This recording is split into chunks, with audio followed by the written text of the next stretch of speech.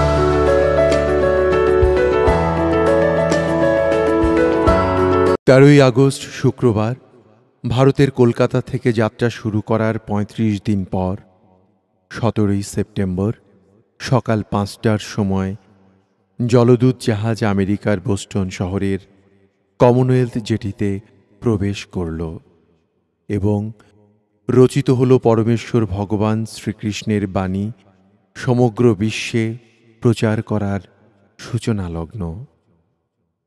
কেননা এই জাহাজে ছিলেন পরমেশ্বর ভগবান শ্রীকৃষ্ণের শুদ্ধ ভক্ত কৃষ্ণ কৃপা শ্রীমূর্তি শ্রীল অভয়চরণারবিন্দ ভক্তিবেদান্ত স্বামী প্রভুপাদ, যিনি ৭০ বছর বয়সে মাত্র ৪০ রুপি সম্বল করে একমাত্র তার গুরুদেব শ্রীল ভক্তিসিদ্ধান্ত সরস্বতী ঠাকুরের আদেশ পালনার্থে পরমেশ্বর ভগবান শ্রীচৈতন্য মহাপ্রভুর অমৃতবাণী সমগ্র বিশ্বে প্রচারের উদ্দেশ্যে আমেরিকায় পদার্পণ করলেন। ১৯৬৬ সালে তিনি নিউ ইয়র্কে আন্তর্জাতিক কৃষ্ণ ভাবনামৃত সংঘ ইস্কন প্রতিষ্ঠা করেন, যা হাজারো মন্দির, ফার্ম, কমিউনিটি সমন্বিত বৈদিক সমাজ ব্যবস্থায় পরিণত হয়। শ্রীল প্রভুপাদের মাধ্যমে ভগবান শ্রীচৈতন্য মহাপ্রভুর ভবিষ্যদ্বাণীর সার্থক রূপায়ণ হয়েছে।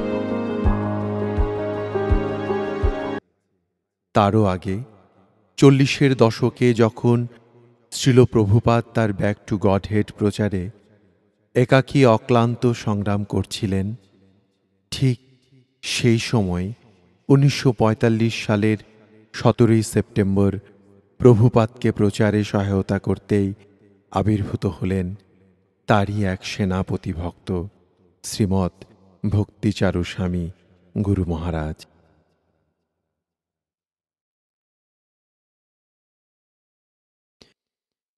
তৎকালীন ভারতীয় উপমহাদেশের পূর্ববঙ্গ তথা বর্তমান বাংলাদেশের ব্রাহ্মণবাড়িয়া জেলার অন্তর্গত কসবা থানার কুঠি নামক গ্রামে শ্রী কুমুদ রঞ্জন দাস ও চিন্ময়ী দেবী দাসের দ্বিতীয় সন্তানরূপে আবির্ভূত হন শ্রীল প্রভুপাদের অন্যতম প্রিয় শিষ্য শ্রীমৎ ভক্তিচারু স্বামী। শৈশবে তার নাম রাখা হয় কিশোর কুমার দাস। তার পিতা ছিলেন একজন চলচ্চিত্র পরিচালক এবং প্রযোজক। তার শৈশব কাটে কলকাতার বালিগঞ্জস্থ ডোবার লেনে এবং ত্রিপুরায় তার শিক্ষা জীবনের সূচনা হয়। অতঃপর নর্থ বেঙ্গল বিশ্ববিদ্যালয় থেকে রসায়নে স্নাতক ডিগ্রি লাভ করেন। 1970 সালে 25 বছর বয়সে ভারতের পশ্চিমবঙ্গের ফ্লাইং ট্রেনিং ইনস্টিটিউট থেকে লাভ করেন বিমান চালনার প্রশিক্ষণ।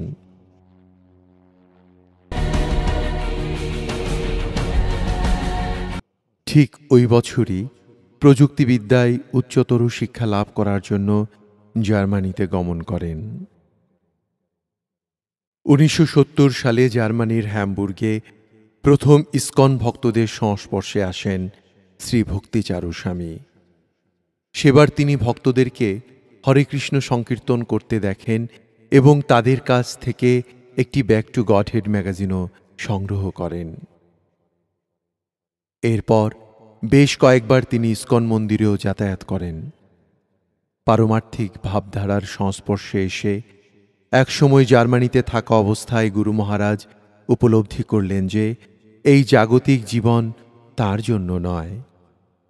তখনই তিনি পারমার্থিক গুরুদেবের অনুসন্ধান করতে লাগলেন। 1976 সালে তিনি সুদূর জার্মানি থেকে ভারত প্রত্যাবর্তন করেন। সেখানে হরিদ্বার, বারাণসী ইত্যাদি বিভিন্ন তীর্থস্থানে পরিভ্রমণ করে পারমার্থিক গুরুদেবের অনুসন্ধান করতে লাগলেন। অবশেষে কলকাতায় এসে উপস্থিত হন।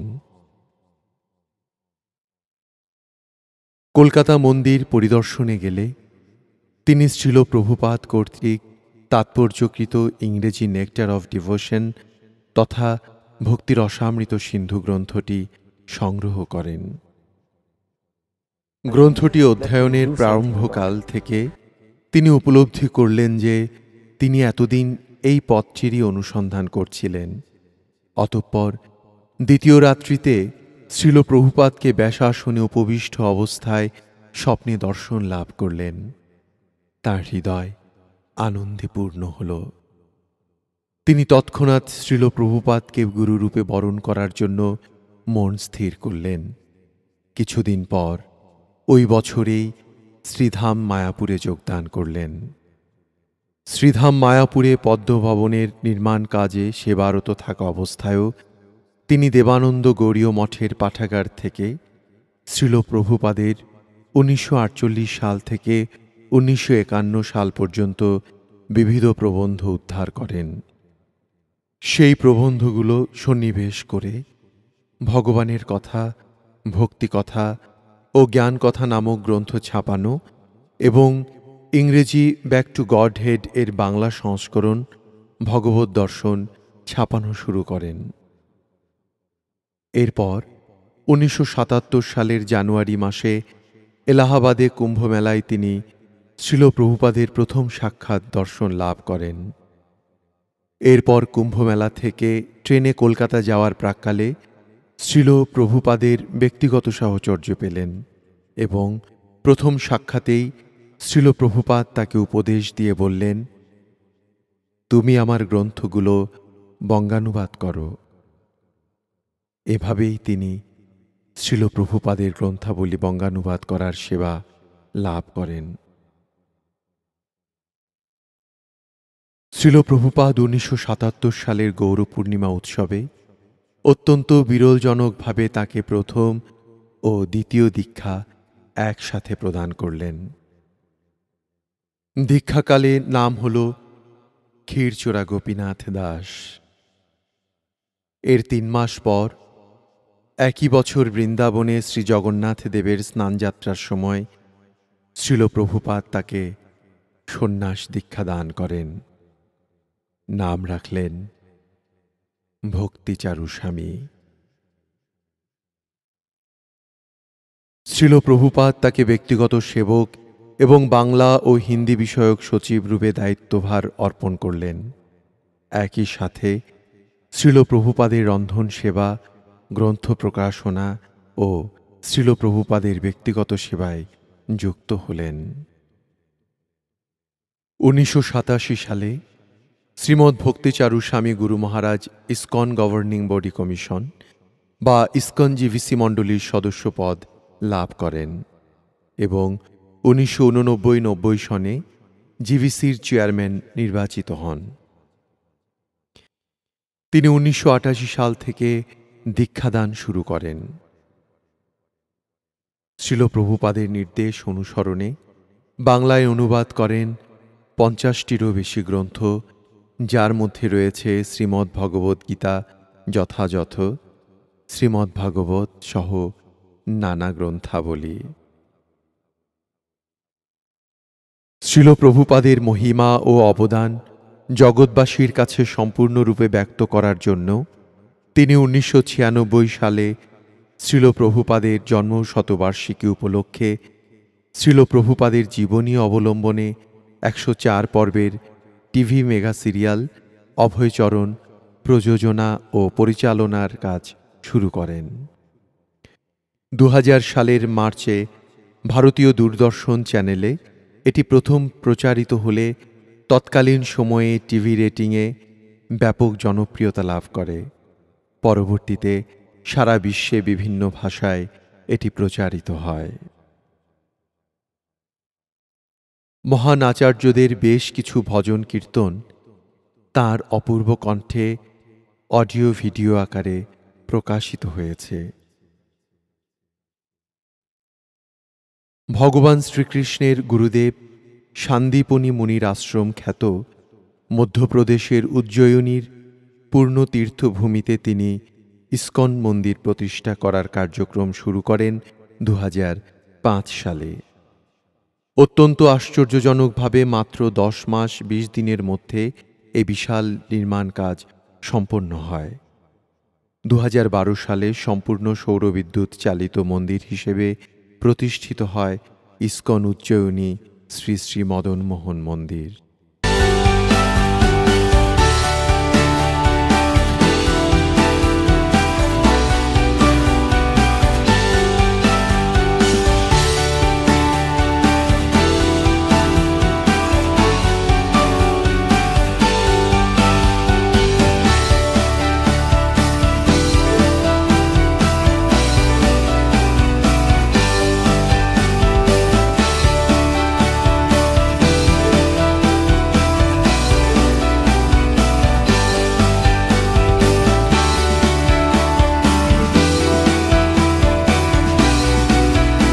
গুরু মহারাজের তত্ত্বাবধানে মিড ডে মিল প্রজেক্ট পরিচালিত হচ্ছে, যা প্রতিদিন শত শত স্কুলের হাজার হাজার ছাত্রছাত্রীদের মাঝে বিনামূল্যে কৃষ্ণপ্রসাদ বিতরণ করছে। এই কার্য পরিচালনার জন্য এমন এক রান্নাঘর নির্মাণ করা হয়েছে যেখানে ঘণ্টায় 20,000 রুটি তৈরি করা যায়।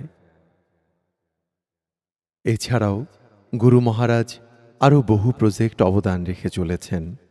সেগুলো হল ISKCON food relief foundation, food for life, gaushala, biofarming, Bhaktivedanta meditation centre, বিগ্রহ পোশাক, বিগ্রহ ও সিংহাসন প্রজেক্ট সমূহ।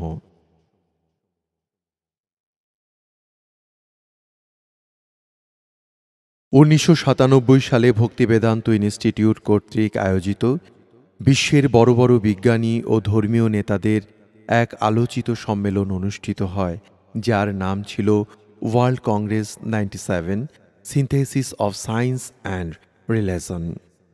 উক্ত সম্মেলনে ভক্তিচারু স্বামী গুরু মহারাজ ধর্ম ও বিজ্ঞান প্রসঙ্গে একটি বিজ্ঞানসম্মত বক্তৃতা দেন, যা উপস্থিত অতিথিদের মাঝে বেশ আলোচিত হয়।